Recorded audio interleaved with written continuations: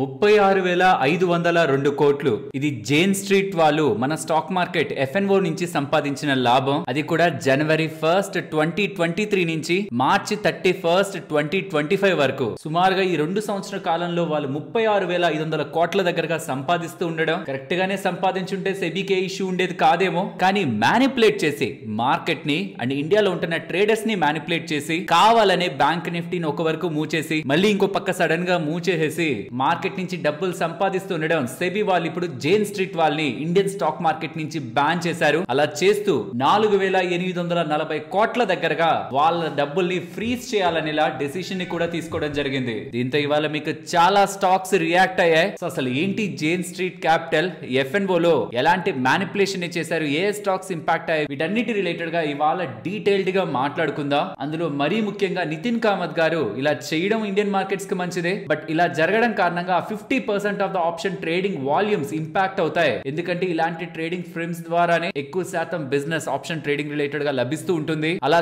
తగ్గితే చాలా వరకు స్టాక్స్ క్యాపిటల్ మార్కెట్స్ కి రిలేట్ అవుతున్న స్టాక్స్ కి నష్టం కదా. వీటి రిలేటెడ్ గా కూడా ఇవాళ మార్కెట్ అనాలిసిస్ లో డిస్కస్ చేసుకుందాం. ఎప్పుడుతో కంపేర్ చేస్తే ఇవాళ మార్కెట్ అనాలిసిస్ లో చాలా ఇంపార్టెంట్ డేటా పాయింట్స్ ఉన్నాయి స్టాక్స్ రిలేటెడ్ గా. ఇక వీడియోని స్టార్ట్ చేద్దాం. Hello friends, welcome to day trader Telugu. Good evening. Sensex 193 points gain అయ్యి 83,433 దగ్గర క్లోజ్ అయితే నిఫ్టీ 56 పాయింట్స్ గెయిన్ అయ్యి 25,461 దగ్గర క్లోజ్ అయింది. వెరాస్ బ్యాంక్ నిఫ్టీ 240 పాయింట్స్ గెయిన్ అయ్యి 57,032 దగ్గర క్లోజ్ అయింది. ఇవాల్టి మన మార్కెట్స్ ఒక యాక్టివిటీ ఓపెనింగ్ దగ్గర నుంచి కొంత ఫాలో అవుతున్నట్టే కనిపిస్తుంది, బట్ లేటర్ అక్కడి నుంచి స్ట్రాంగ్ గా సెకండ్ హాఫ్ లో రికవర్ అయ్యే ప్రయత్నం మార్కెట్ అయితే చేసింది. ఒక్కసారి మీరు గ్లోబల్ మార్కెట్స్ ని చూస్తే ఇక్కడ మీకు యూరోపియన్ మార్కెట్స్ మనీ కంట్రోల్ లో ట్రేడ్ అవ్వట్లేదు, కానీ క్యాక్, డాక్స్, FTSE యూరోప్ ఇవాళ రెడ్ లో ఉంది. యాక్చువల్ గా ఏషియా కూడా రెడ్ లోనే ఉంది. సో కాబట్టి జేన్ స్ట్రీట్ కారణంగా మార్కెట్ పడింది అనుకోవడం ఇవాళ రాంగ్. చాలా వరకు ట్విట్టర్ లో నాకు ఇదే కనిపించింది, జేన్ స్ట్రీట్ ఆ డెసిషన్ తీసుకోవడం వల్ల మార్కెట్ ఫస్ట్ హాఫ్ లో పడిందని. కానీ కాదు, ఏషియన్ మార్కెట్స్ అన్ని రెడ్ లో ఉన్నాయి. మోస్ట్లీ యూరోపియన్ మార్కెట్స్ 1% దగ్గరగా పడిన సెకండ్ హాఫ్ లో మార్కెట్ రికవర్ అవుతుండడం మంచి విషయంగానే మనం చూడాలి. యుఎస్ మార్కెట్స్ బెటర్ గానే క్లోజ్ అయ్యాయి, బికాస్ వాళ్ళ రిలేటెడ్ గా యుఎస్ జాబ్స్ డేటా వచ్చింది. 110,000 జాబ్స్ కదా నేను యాడ్ అవుతాయని చెప్పాను, అంటే ఎక్స్పెక్టేషన్స్ కి. కానీ 110,000 ఎక్స్పెక్టేషన్ కంటే కూడా 140,000 దగ్గరగా జాబ్స్ వచ్చాయి. అండ్ అన్ఎంప్లాయ్మెంట్ కూడా ఎక్స్పెక్టేషన్స్ 4.3 ఉంటే 4.2% దగ్గరగానే అన్ఎంప్లాయ్మెంట్ తగ్గుతూ ఎంప్లాయ్మెంట్ పెరుగుతుండడం, రీసెంట్ గా వచ్చిన ప్రైవేట్ జాబ్స్ డేటా కంటే కూడా అఫీషియల్ గా ఉంటున్న non farm payroll data strong గా డెలివర్ అవుతూ ఉండడం యుఎస్ మార్కెట్స్ ఒక్కసారిగా దీనికి రియాక్ట్ అయ్యాయి పాజిటివ్ గా. Not just markets, dollar index కూడా కొంత బెటర్ గా మూవ్ అయింది, including with bond deals. So bond deals పెరిగాయి, డాలర్ ఇండెక్స్ పెరిగింది, యుఎస్ ఈక్విటీ మార్కెట్స్ కూడా పెరిగాయి. అండ్ యుఎస్ ప్రెసిడెంట్ ట్రంప్ కి సంబంధించిన మరీ ఇష్టమైన బిల్, బిగ్ బ్యూటిఫుల్ బిల్ ఉందా, సెనెట్ లో పాస్ అయింది.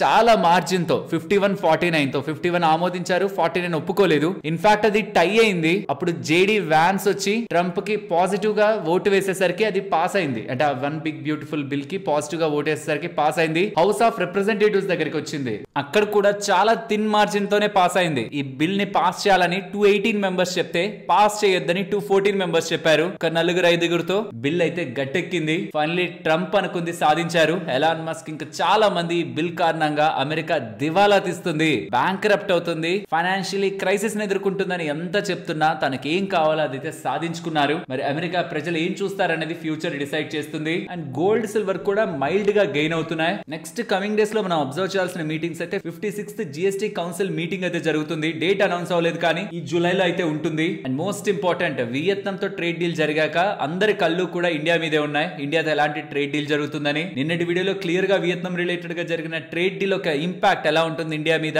యుఎస్ నుంచి మనం ఎలాంటి ప్రెషర్ ని ఎక్స్పెక్ట్ చేయొచ్చు ఇండియన్ రిప్రజెంటేటివ్స్ పై, ఏ level of pressure Trump side నుంచి ఉంటున్న డిపార్ట్మెంట్ పెడుతుంది అనేది కూడా వియత్నాం ట్రేడ్ డీల్ లోనే మనకి క్లారిటీ ఉంటుంది. The most important one, stock market కి సంబంధించి లాస్ట్ ఫ్యూ ఇయర్స్ నుంచి జరగంది ఏదైనా ఇప్పుడు జరుగుతూ ఉందంటే మాత్రం అది ట్రేడ్ డీల్ మాత్రమే. Next FIS last 4 trading sessions నుంచి కంటిన్యూస్ గా మార్కెట్ లో సెల్ చేస్తూనే ఉన్నారు. నిన్న కూడా 1,481 crore దగ్గరగా సెల్ చేశారు. అండ్ షార్ట్స్ క్రమేపీ పెరుగుతున్నాయి. సో రీసెంట్ టైమ్స్ లో క్యాష్ లోను సెల్ చేస్తున్నారు, షార్ట్స్ ను కూడా బిల్డ్ చేస్తున్నారు. 71% షార్ట్స్ కి వచ్చేసారు. రీసెంట్ టైమ్స్ లో 60 దగ్గర ఉన్నారా, ఇప్పుడు 71 దగ్గర ఉన్నారు. ప్రాబబులీ యూకే తో అండ్ వియత్నాం తో జరిగిన ట్రేడ్ డీల్ కొంత నెగిటివ్ వైబ్స్ ని ఇస్తూ ఉంది కదా, అలానే ఇండియాతో కూడా నెగిటివ్ వైబ్స్ తో ఏమైనా డీల్ ని సెట్ చేస్తారా, దాంతో మార్కెట్స్ ఏమైనా టెంపరీగా ఇంపాక్ట్ అవుతాయనే థింకింగ్ తోనేమో ఆ ట్రేడ్ డీల్ కూడా దగ్గర పడుతుంది. కాబట్టి జూలై 9th డెడ్ లైన్. ఈ ఫ్రైడే నుంచి అందరికి లెటర్స్ ని కూడా పంపిస్తారంట, లైక్ మెమోలా, ఏంటి ఇంకా ట్రేడ్ డీల్ సెట్ చేసుకోవట్లేదు, మరి దగ్గరకు దగ్గరకు వస్తుంది డేట్, ఏదో ఒకటి చేయండి అని ప్రతి కంట్రీకి ఎవరెవరికైతే వీళ్ళకి ఇంట్రెస్ట్ ఉందో ఆ కంట్రీస్ అన్నిటికీ పంపిస్తారని. And India trade deal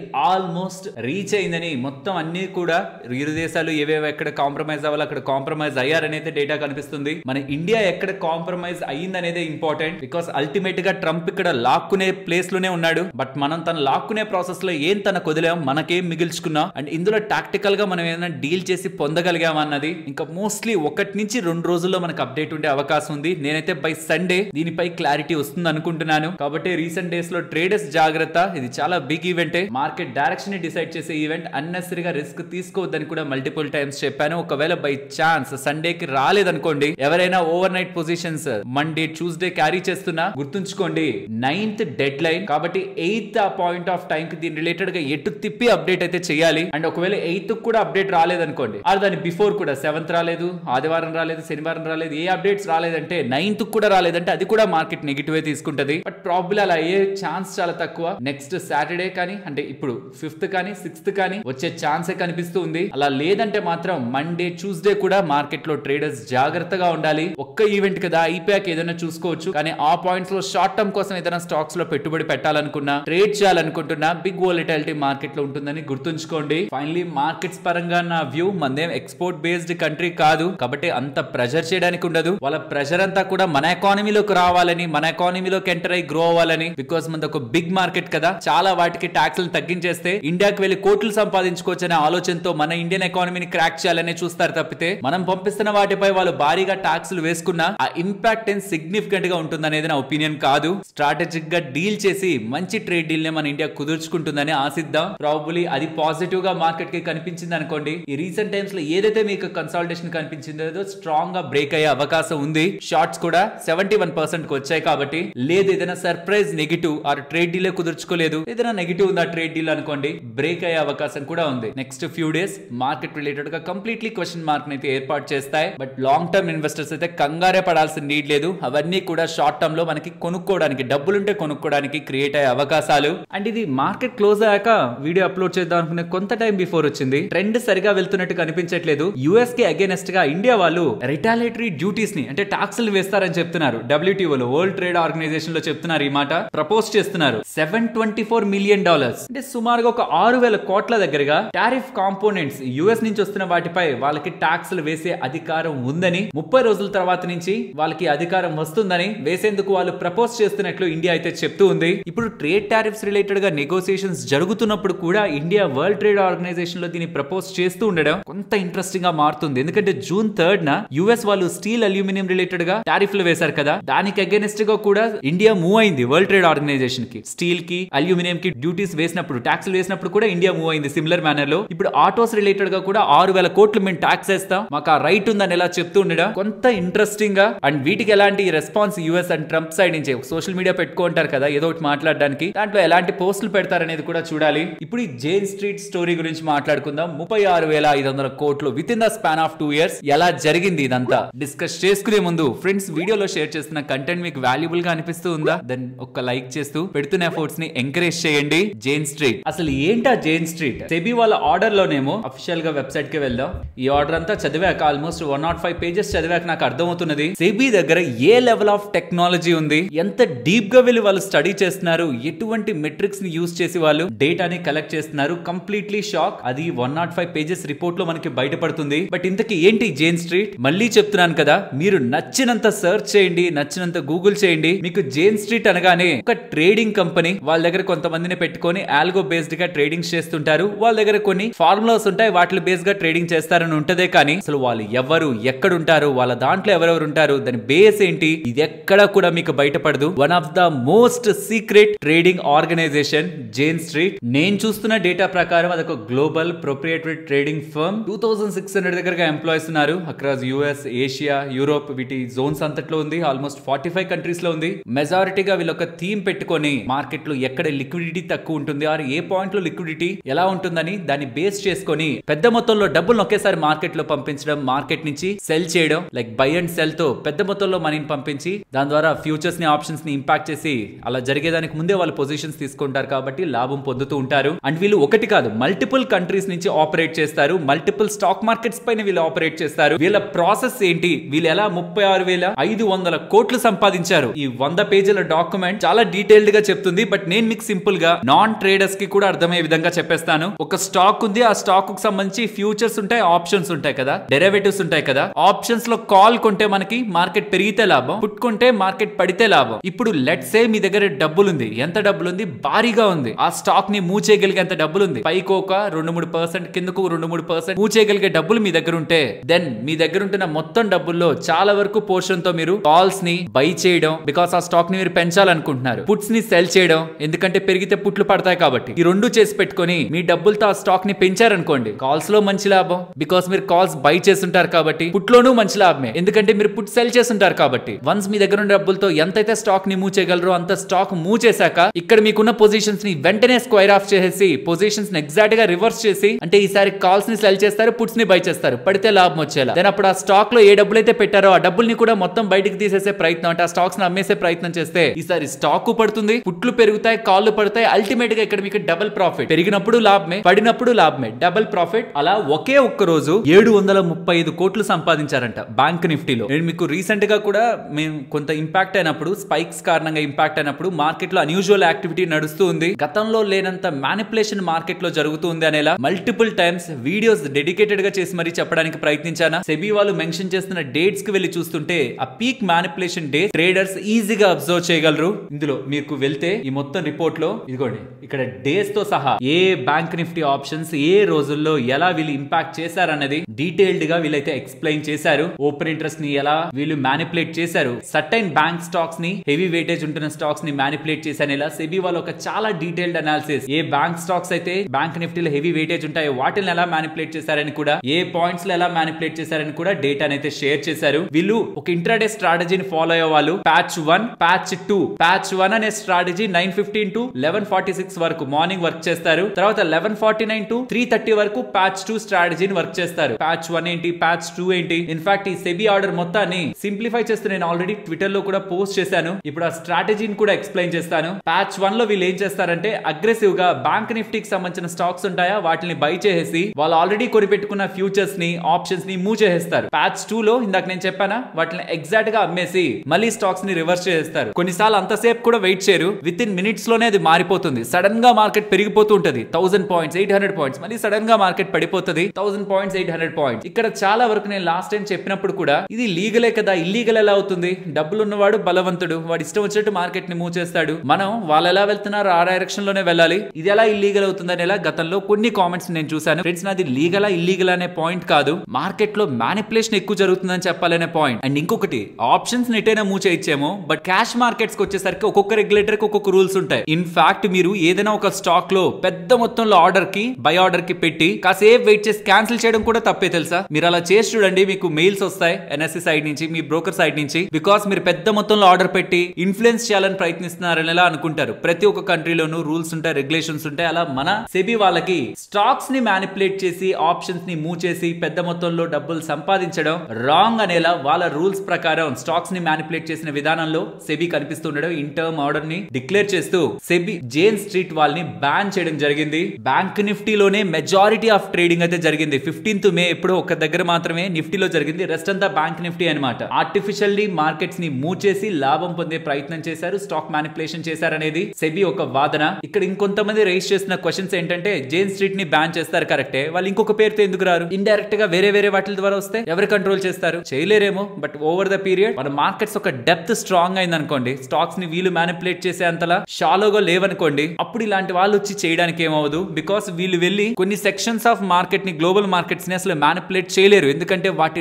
depth ఎంత ఉంటుందంటే, వీళ్ళ మొత్తం కంపెనీని మొత్తాన్ని అమ్మేసినా, ఇప్పటి వరకు సంపాదించిన మొత్తం లాభాలు పెట్టినా దాన్ని 1% మూవ్ చేయడం కష్టం. ఎక్స్టర్నల్ ఫోర్సెస్ కే అది ఇన్ఫ్లుయెన్స్ అవుతుంది. అంటే అందరు ట్రేడర్స్ ఒక్కసారి అనుకునే మైండ్ సెట్ కి అది ఇన్ఫ్లుయెన్స్ అవుతుంది. బట్ వీళ్ళు వాళ్ళకి నచ్చినట్టు మార్కెట్ ని మూవ్ చేసి అయితే ఇండియన్ మార్కెట్ లో సంపాదించారు. బట్ అగైన్ లీగల్ ఇల్లీగల్ అనే టర్మ్స్ ని పక్కన పెడితే పెద్ద మొత్తంలో ట్రేడర్స్ ఒక యాక్టివిటీని ఇండియన్ మార్కెట్ లో అయితే ఇది ఇంపాక్ట్ చేసింది. బట్ ఇప్పుడు వాళ్ళని బ్యాన్ చేస్తుండడం ఒక చిన్న హోప్, మార్కెట్స్ మళ్ళీ కొంత స్టెబిలైజ్ అవుతాయా, నార్మల్ అవుతాయని. బట్ పర్సనలీ కొద్ది రోజులు ఆప్షన్స్ లో కూడా మార్కెట్ ఎలా మూవ్ అవుతుంది, ఎలా రియాక్ట్ అవుతుంది అనేది కూడా అబ్జర్వ్ చేయాలి. ఎందుకంటే నితిన్ కామత్ గారు చెప్తున్నట్టు ఇలాంటి కంపెనీస్ ద్వారానే almost 50% of the option trading volumes ఉంటాయట. ఇప్పుడు వీళ్ళు వద్దనుకుంటే చాలా వరకు ఆప్షన్ యాక్టివిటీ తగ్గిపోతుందని, దాని కారణంగానే ఎక్స్చేంజెస్ కి, బ్రోకర్స్ కి నెగటివ్ ఇంపాక్ట్ ఇంపాక్ట్ అని చెప్తున్నారు. ఇవాళ చూసారా బిఎస్సి స్టాక్ బాగా పడిందా, నువామా పడిందా? బికాస్ వాళ్ళకి వీళ్ళ రిలేటెడ్ గా కూడా బిజినెస్ వస్తుందని మార్కెట్ అయితే ఎక్స్పెక్ట్ చేస్తుంది. ఎఫ్ఐఎస్ అండ్ డిఐఎస్ వీళ్ళ రిలేటెడ్ గా క్లయింట్స్ అనమాట. 800 crore దగ్గరగా వీళ్ళ ఆపరేటింగ్ సైడ్ వీళ్ళకి. బట్ అందులో ఎంత జేన్ స్ట్రీట్ నుంచి వస్తుంది అనేది వీళ్ళు చెప్తే కానీ మనకు తెలియదు. ఈవెన్ ఏంజల్ వన్ స్టాక్ కూడా దీనికే పడిందని, ఏంజల్ వన్ కూడా ఎఫ్ఐఎస్ అండ్ డిఐఎస్ రిలేటెడ్ గా క్లయింట్స్ ఉన్నారని. సో మార్కెట్ కు క్వశ్చన్, జేన్ స్ట్రీట్ వాళ్ళ దగ్గర నుంచి ఇన్కమ్ ఉందా అని. అండ్ ఈవెన్ బిఎస్సి స్టాక్ కూడా వాళ్ళ రిలేటెడ్ గా వాల్యూమ్స్ తగ్గితే ఇంపాక్ట్ ఉంటుంది. బట్ సిడిఎస్ఎల్ రిలేటెడ్ గా వీళ్ళది డిపాజిటరీ సర్వీసెస్ డెలివరీకి తీసుకున్నప్పుడు వీళ్ళకి బెనిఫిట్ ఆర్ ఇంపాక్ట్ ఉంటుంది. కాబట్టి వాళ్ళు ఈ స్టాక్ ఏం పెద్ద పడలేదు CDSL. But rest market related ఉన్న most of the companies, wealth related ఉన్న కంపెనీస్ కూడా ఇవాళ పడ్డానికి వాళ్ళ రిలేటెడ్ గా ఉంటున్న institutional clients FIs and DIs దీని కారణంగా, సెబీ రిపోర్ట్ కారణంగా వెనక్కి వెళ్తారా, ఆల్గో బేస్డ్ గా ఉంటున్న క్లయింట్స్ వెనక్కి వెళ్తారా అన్నది main question. And BSc stock పడి ఉంటుంది. చాలా సార్లు మన వాళ్ళు బిఎస్సి స్టాక్ గురించి కింద అడుగుతుంటారు. కాబట్టి దీని రిలేటెడ్ ఇంకొక ఇంపార్టెంట్ అప్డేట్ ఉంది. ఈ జరిగిన యాక్టివిటీ అంతా, మ్యానిపులేషన్ అంతా ఎన్ఎస్సికి సంబంధించే కదా, ఎన్ఎస్సి బ్యాంక్ నిఫ్టీకి సంబంధించి లేదంటే నిఫ్టీకి సంబంధించి. కాబట్టి బిఎస్సి రిలేటెడ్ గా చాలా వాల్యూమ్స్ తక్కువ అని జేన్ స్ట్రీట్ వాళ్ళవి. కాబట్టి పెద్ద ఇంపాక్ట్ ఏం బిఎస్సికి పడదనేలా చెప్తున్నారు. నా క్వశ్చన్ అంతా సెన్సెక్స్ లో ఇంకా చాలా ఎక్కువ యాక్టివిటీ, వోలటాలిటీ కనిపించేది. మరి సెన్సెక్స్ రిలేటెడ్ గా ఫుల్ ఆఫ్ ఇన్వెస్టిగేషన్ జరిగి అందులో కంటే బ్యాంక్ నిఫ్టీలోనే ఎక్కువ ఉందని బ్యాంక్ నిఫ్టీ పేరుని ప్రస్తావించారా అని తెలియట్లేదు. కానీ సెన్సెక్స్ లో కూడా ఇన్వెస్టిగేషన్ అనేది చేయాలి. But as of now bank Nifty related గానే డేటా వస్తూ ఉండడం అది బిఎస్సికి ఇంపాక్ట్ కాదని ఎలా మనకు కనిపిస్తుంది. అండ్ ఇలా సెబీ తీసుకున్న డెసిషన్ పై మీ అభిప్రాయాల్ని వీలైతే కామెంట్ సెక్షన్ లో చెప్పండి. ఫ్రెండ్స్, ఇలా న్యూస్ అప్డేట్స్ ని అనాలిసిస్ చేస్తూ ఇలాంటి కంటెంట్ మీ ముందుకు తీసుకురావడానికి మేము టీం పెడుతున్న ఎఫర్ట్స్ మీకు వాల్యుబుల్ గా అనిపిస్తూ ఉంటే వీడియోని తప్పకుండా లైక్ చేయండి. నెక్స్ట్ ట్రెండ్ లిమిటెడ్ గురించి మాట్లాడుకోవాలి. టాటా వాళ్ళకి సంబంధించిన స్టాక్ వాళ్ళ చాలా ఎక్కువ పడింది కదా. వీళ్ళకి జూడియో స్టోర్స్ ఉంటాయి, వెస్ట్ సైడ్ స్టోర్స్ ఉంటాయి, అండ్ ఇతర బ్రాండ్స్ కూడా సమూహ్ అని వీళ్ళు వీటి ద్వారా బిజినెస్ అయితే చేస్తూ ఉంటారు. వీళ్ళు వాళ్ళకి సంబంధించిన Q1 బిజినెస్ డేటాను అప్డేట్ చేశారు. 20% గ్రోత్ ఉందని చెప్తున్నారు. 20% గ్రోత్ మంచిదే కదా. రీసెంట్ గా డిమార్ట్ వాళ్ళు 16% కదా గ్రోత్ చెప్పారు. అంటే వీళ్ళ లాస్ట్ 5 years CAGR 35% దగ్గరగా ఉంటది. ఆ లాస్ట్ ఫ్యూ ఇయర్స్ ది తీసుకుంటే ఇంకా చాలా ఎక్కువ ఉంటది. రీసెంట్ గా వీళ్ళు కాన్ఫరెన్స్ కాల్ పెట్టి ఇన్వెస్టర్స్ కి ఏం చెప్పారంటే, నేను కమింగ్ టైమ్స్ లో పెద్దగా గ్రో అవ్వలేదు, 25% యావరేజ్ గా గ్రో అవుతా ఉన్నారు. యావరేజ్ 25% అన్నారు. అంటే కొంచెం ఎక్కువ ఉండొచ్చు, కొంచెం తక్కువ ఉండొచ్చు, యావరేజ్ గా 25 దగ్గర ఉంటామని చెప్పారు. బట్ ఇప్పుడు 25% కంటే తక్కువగా 20% దగ్గరలో వాళ్ళు పోస్ట్ చేస్తూ ఉండడం రిజల్ట్స్ ని, నెంబర్స్, రెవెన్యూ గ్రోత్ ని. ఇక మార్జిన్స్ ఎలా ఉంటాయి, ప్రాఫిటబిలిటీ ఎలా ఉంటది అనేది పక్కన పెట్టేస్తే టాప్ లైన్ లోనే గ్రోత్ లేనప్పుడు ఎందుకు 150-200 PE వాల్యుయేషన్స్ ని ఇవ్వాలి? ఇక్కడ ప్రాబ్లం నెంబర్స్ ది కాదు, వాల్యుయేషన్స్ ది. ఇవాళ పడ్డా కూడా పెద్దగా స్టాక్ కరెక్ట్ అవ్వలేదు. ఇదే 50 PE లో ఉందనుకోండి, 60 PE లో ఉందనుకోండి, పెద్దగా పడేది కాదు. ఇన్ఫాక్ట్ పెరిగేది కూడా. అది కూడా ఎక్స్పెన్సివ్ వాల్యుయేషనే, బట్ స్టిల్ పెరిగేది. బట్ ఇలా ఎక్స్ట్రీమ్ వాల్యుయేషన్స్ కి వెళ్ళిపోయి సేల్స్ గ్రోత్ లాస్ట్ 3 years లో 56%, 5 years లో 38% దగ్గరగా గ్రో అవుతూ ట్రైలింగ్ లో కూడా మనకి స్ట్రాంగ్ గా గ్రోత్ కనిపిస్తుందని ఎక్స్పెక్టేషన్స్ ఉంటున్న పాయింట్ లో వీళ్ళు 25 అని చెప్పి 20 డెలివర్ చేస్తుండడం కంప్లీట్లీ మార్కెట్ షాక్ కి వెళ్తూ ఇవాళ స్టాక్ లో 11% దగ్గరగా పతనానికైతే తీసుకువెళ్ళింది. ఎవరైనా కొనాలనుకుంటుంటే కూడా ఒక్కటే గుర్తుంచుకోండి, కంపెనీ బ్యాడ్ అనేది అసలు నా పాయింటే కాదు. కంపెనీ మంచిదే, జూడియో, వెస్ట్ సైడ్ మీకు కనిపిస్తూనే ఉంటాయి. What about the valuation? అంటే దానికి ఎంత వాల్యూ పే చేసి మీరు కొంటున్నారనేది మెయిన్. స్టిల్ 100 above PE లో ట్రేడ్ అవుతుంది విత్ 20% రెవెన్యూ గ్రోత్. మరి మేనేజ్మెంట్ దీనికి ఏదైనా క్లారిఫికేషన్ ఇచ్చుంటే బాగున్ను. అంటే ఈసారి ఒక్కటే ఇలా ఉంటది, నెక్స్ట్ టైం నుంచి బెటర్ ఉంటారు, ఏదైనా ఒక రీజన్ చెప్పుంటే బాగున్ను, స్టెబిలైజ్ అయిదేమో. బట్ ఏ మాత్రం అప్డేట్స్ లేకపోతుండడం కంప్లీట్లీ ఇన్వెస్టర్స్ ని షాక్ అయితే గురి చేసింది. ఫ్రెండ్స్, మినిస్ట్రీ ఆఫ్ డిఫెన్స్ దగ్గర నుంచి ఒక బిగ్ అప్డేట్ అయితే వస్తుంది. డిఫెన్స్ అక్విజిషన్ కౌన్సిల్ ఉందా, వాళ్ళు 1,00,000 కోట్లకి సంబంధించిన 1 lakh crore కి సంబంధించిన 10 క్యాపిటల్ అక్విజిషన్ ప్రపోజల్స్ ని క్లియర్ అయితే చేశారు. వేటి రిలేటెడ్ గా క్లియర్ చేశారు. మీకు అది స్క్రీన్ ముందు పెడుతున్నాను చూడండి. Electronic warfare system, surface to air missiles, armoured recovery vehicles, integrated common inventory management system, ఇలా వివిధ భాగాలకు సంబంధించిన 10 ప్రపోజల్స్ ని క్లియర్ చేస్తున్నారు. మరి అవి చూపించేశారు కరెక్టే. అవి ఏ డిఫెన్స్ కంపెనీస్ ఫాలో అవుతున్నాయంటే ఆ బిజినెస్ ఎందులో ఉంది, ఎవరికి పెద్ద మొత్తంలో బెనిఫిషరీ జరుగుతుందంటే ఫస్ట్ ది BEL ఏదైతే కౌన్సిల్ క్లియర్ చేసిందో వాటి రిలేటెడ్ గా వీళ్ళకి ఆల్మోస్ట్ ఒక 30,000 crore దగ్గరగా ఆర్డర్స్ వెళ్లే అవకాశం ఉంది. బట్ అందులో ఒక 40% దగ్గరగా అంటే 12,000 crores దగ్గరగా QRSAM మిసైల్ సప్లై పరంగా BDL కి వెళ్తుంది. మైన్ కౌంటర్ సెగ్మెంట్ రిలేటెడ్ గా ఈ షిప్ బిల్డింగ్ కంపెనీస్ అన్ని పోటీ పడతాయి. Cochin shipyard, Mazagon dock ship builders, GRSC వీళ్ళందరూ వాళ్ళలో ఎవరైతే తక్కువగా కోట్ ఉంటుందో ఇద్దరికి ఆర్డర్లు అయితే వెళ్తాయి. మైన్ కౌంటర్ మెజర్ వెజల్స్ వీళ్ళ రిలేటెడ్ గా బిజినెస్ కి వెళ్ళిపోతుంది. అలాగే అపోలో మైక్రో సిస్టమ్స్ కానీ, ఆస్ట్రా మైక్రోవేవ్ కానీ, డేటా ప్యాటర్న్స్ కానీ, కృష్ణా డిఫెన్స్, మిదాని, ఈ పర్టికులర్ డిఫెన్స్ కంపెనీస్ కి లాభం అయితే కనిపిస్తుంది డిఫెన్స్ వాళ్ళు క్లియర్ చేసిన ఈ ఆర్డర్ కారణంగా. సో ఎప్పుడైనా సరే ఇలాంటి అఫీషియల్ డేటా వచ్చినప్పుడు వాళ్ళు వేటి రిలేటెడ్ గా క్లియర్ చేస్తున్నారు. అండ్ ఆల్రెడీ లిస్టెడ్ స్టాక్స్ లో ఏ కంపెనీస్ ఎందులో బిజినెస్ చేస్తున్నారు చేస్తున్నాయని ఒక్క క్లారిఫికేషన్ మనకు ఉందనుకోండి, వేటికి మాత్రమే అడ్వాంటేజ్ ఉంటుందన్న క్లారిటీ మనకు ఉంటుంది. హోప్ మీకు ఒక కంక్లూజన్ దీంతో వచ్చిందని. Next Devyani international and sapphire foods గురించి మాట్లాడుకోవాలి. వీళ్ళిద్దరిలో కామన్ గా ఉండేదేంటి, వీళ్ళిద్దరూ కూడా KFC పిజ్జా హట్ రిలేటెడ్ గా బిజినెస్ చేస్తూ ఉంటారు కదా. ఇవాళ మార్కెట్ లో వచ్చిన స్పెక్యులేషన్ ఏంటంటే sapphire foods and Devyani international వీళ్ళిద్దరిని కూడా ఎం బ్రాండ్స్ వాళ్ళు ఒకటి చేయాలని చూస్తున్నారని, వీళ్ళిద్దరూ కలిసి ఇక బిజినెస్ చేసే అవకాశం ఉందని. So pizza hut and KFC ఈ రెండు వాటిల్లో నుంచి కాకుండా, ఈ 2 ఫ్రాంచైజెస్ నుంచి కాకుండా ఒక దానిలా వ్యవహరిస్తాయనేలా ఇవాళ చాలా ప్లాట్ఫామ్స్ లో అప్డేట్స్ అయితే కనిపించాయి. కానీ దీనికి సఫైర్ ఫుడ్స్ వాళ్ళు అండ్ ఆర్జే క్రాప్ కు సంబంధించి ఆ గ్రూప్ కు సంబంధించిన దేవ్యాని ఇంటర్నేషనల్ వాళ్ళు వీళ్ళిద్దరూ కూడా రెస్పాండ్ అయ్యారు. అలాంటివి ఏం లేవని, అది కంప్లీట్ గా స్పెక్యులేషన్ అని, వీళ్ళ బిజినెస్ రిలేటెడ్ గా అలయన్సెస్ పరంగా వీళ్ళు ప్లాన్ చేస్తుంటారు. కానీ యాజ్ ఆఫ్ నో వస్తున్న అప్డేట్స్ అయితే మాత్రం స్పెక్యులేషన్ అనేలా ఎక్స్చేంజెస్ కి ఇవాళ మార్కెట్ క్లోజింగ్ బిఫోర్ అప్డేట్ అయితే చేస్తున్నారు. KPI గ్రీన్ వాళ్ళకి 100 మెగావాట్ సోలార్ ప్రాజెక్ట్ గుజరాత్ నుంచి, ఇది ఒక రిపీట్ ఆర్డర్ అనమాట. అవిచాల్ పవర్ ప్రైవేట్ లిమిటెడ్ వాళ్ళ దగ్గర నుంచి గతంలో వీళ్ళకి ఆర్డర్ ఉంది, దానికి repeat order 100 megawatt solar project పరంగా వీళ్ళకి లభిస్తున్నట్లయితే చెప్తున్నారు. రీసెంట్ గా గేబ్రియల్ వాళ్ళు వాళ్ళకి సంబంధించిన డిఫరెంట్ బిజినెస్ అన్నింటినీ కూడా లిస్టెడ్ స్పేస్ లో ఉంటున్న దాంట్లో మర్జర్ చేయాలని డెసిషన్ తీసుకున్న తర్వాత స్టాక్ బాగా పెరిగిందా. సిమిలర్ స్పేస్ లో బాష్ రిలేటెడ్ గా కూడా, బాష్ వాళ్ళకి అన్లిస్టెడ్ గా మార్కెట్ లో లేనివి, అంటే మార్కెట్ లో లిస్ట్ అయిన కంపెనీ అండర్ లో లేని కంపెనీలు Bosch chassis and Bosch auto electronics అని 2 ఉన్నాయన్నమాట. ఈ కంపెనీస్ ఈ రెండింటిని కూడా ఇంటిగ్రేట్ చేసి లిస్టెడ్ కంపెనీలోకి తీసుకురావాలనే ఆలోచనలో ఉన్నారని, పర్టికులర్ గా బాష్ చాసిస్ ఈ కంపెనీ ఏంటంటే హైయెస్ట్ మార్కెట్ షేర్ ఉంది 2 వీలర్ ABS రిలేటెడ్ గా. ABS అంటే anti lock braking system. Recent times లో ప్రతి ఒక్క బైక్ కి దాన్ని ఖచ్చితంగా మ్యాండేట్ చేసి తీసుకురావాలనేలా గవర్నమెంట్ వాళ్ళు విధి విధానాలని రూపొందిస్తున్నారు కదా. అన్ని బైక్స్ కి దీన్ని తీసుకురావాలంటే ఖచ్చితంగా అది లాభం పొందే కంపెనీ బాష్ చాసిస్, ఎందుకంటే అది హైయెస్ట్ మార్కెట్ షేర్, పర్టికులర్ గా 2 wheeler ABS anti lock braking systems related గా. సో ఈ రెండింటిని కూడా బాష్ లోకి తీసుకురావాలనుకుంటున్నారనేలా మార్కెట్ లో రూమర్స్ వస్తుండడం, స్టాక్ ఇవాళ 4% దగ్గరగా పెరిగింది. అండ్ సిగాచి వాళ్ళు ఇవాళ ఇంకొక ఎక్స్చేంజ్ ఫైలింగ్ అయితే రిపోర్ట్ చేస్తున్నారు. 33 ఇంజూర్ అయ్యారా, అందులో 12 దగ్గరగా డిశ్చార్జ్ అయ్యారని, ప్రతి ఒక్కరికి కూడా ₹1,00,000 ఇంటర్మ్ రిలీఫ్ గా వాళ్ళు ఇచ్చారని, 40 మంది దగ్గరగా ప్రాణాలు కోల్పోయారని రిపోర్ట్ చేశారు వీళ్ళే గతంలో. బట్ అది ప్రస్తుత డేటా ప్రకారం 39 మాత్రమే అని. అండ్ గవర్నమెంట్ ఆఫ్ తెలంగాణ వాళ్ళు కూడా జరిగిన దానిపై రివ్యూ అండ్ ఇన్వెస్టిగేషన్ చేస్తున్నారని, నెక్స్ట్ 7 డేస్ లో ప్రిలిమినరీ ఇన్వెస్టిగేషన్ ఫైండింగ్స్ కూడా అప్డేట్ అవుతాయనేలా ఎక్స్చేంజెస్ కి చెప్పారు. టాటా మోటార్స్ కి సంబంధించిన JLR సేల్స్ డేటా అప్డేట్ అవుతుంది. టోటల్ సేల్స్ 12% దగ్గరగా డౌన్ అవుతున్నాయి. ఇక్కడ మెయిన్ ఇంపాక్ట్ అంతా జాగ్వర్ సేల్స్ లోనే, ల్యాండ్ రోవర్ సేల్స్ మనకి 8% దగ్గరగా పెరిగాయి. ఉజ్జీవన్ స్మాల్ ఫైనాన్స్ బ్యాంక్ వాళ్ళ డేటా అప్డేట్ అవుతుంది. అంత స్ట్రాంగ్ గా ఏం లేదు, అలా వీక్ గా కూడా లేదు. డిపాజిట్స్ 18 to 19% దగ్గరగా ఇయర్ ఆన్ ఇయర్ లో గ్రో అవుతున్నాయి. గ్రాస్ లోన్ బుక్ కూడా 11% దగ్గరగా గ్రో అవుతుంది. అఫోర్డబుల్ హౌసింగ్ రిలేటెడ్ గా 53% జంప్ కనిపిస్తుంది. ఓవరాల్ డిస్బర్స్మెంట్స్ కూడా 24% దగ్గరగా గ్రో అవుతూ ఇదంతా కొంత బెటర్ గానే కనిపిస్తుంది. But gross non performing assets కూడా పెరుగుతున్నాయి. లాస్ట్ టైం 2.2% ఉంటే ఇప్పుడు 2.5% దగ్గరగా అసెట్ క్వాలిటీ వీక్ అవుతుండడం కొంత కన్సర్నింగ్ గా కనిపిస్తుంది ఓవరాల్ డేటాలో. అండ్ ఏంజల్ వన్ వాళ్ళ బిజినెస్ డేటా అప్డేట్ అవుతుంది. ఇయర్ ఆన్ ఇయర్ లో 31% దగ్గరగా క్లయింట్ బేస్ పెరుగుతూ మ్యూచువల్ ఫండ్ SIP స్ట్రాంగ్ గా గ్రో అవుతున్నాయి. ఆల్మోస్ట్ 28% దగ్గరగా ఇయర్ ఆన్ ఇయర్ లో జంప్ కనిపించింది. కానీ FNO option premium turn over మాత్రం 35% దగ్గరగా డ్రాప్ అయింది. ఆర్డర్ వాల్యూమ్స్ కూడా ఇయర్ ఆన్ ఇయర్ కంపారిజన్ లో 32% దగ్గరగా డిక్లైన్ అయ్యాయి. ఇన్ఫాక్ట్ మంత్ ఆన్ మంత్ లో కూడా 5.4% డిక్లైన్ అయ్యాయి. ఓవరాల్ డేటా కొంత వీక్ గానే ఉంది. బట్ దానికంటే హైయర్ అప్డేట్ ఈ జైన్ స్ట్రీట్ రిలేటెడ్ గా ప్రాబబ్లీ స్టాక్ ఇవాళ ఇంతలా పడ్డానికి కారణం అది. Apollo health and lifestyle వాళ్ళని కూడా